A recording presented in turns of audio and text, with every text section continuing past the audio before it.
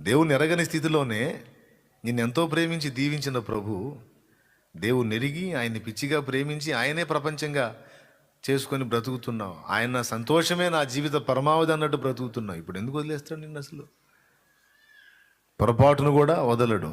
నిశ్చయముగా నీకు సహాయం కలుగుతుంది. ఇప్పటికే ఎన్నో పర్యాయాలు చూసావు, పొందుకున్నావు దేవుని సమాధానాన్ని. పొందలేదా? ఎన్నోసార్లు దేవుని దగ్గర నుంచి జవాబు నువ్వు పొందలేదా? క్లిష్టమైన పరిస్థితుల్లో పొందితే చేయొచ్చు, పొందన్నానే అని.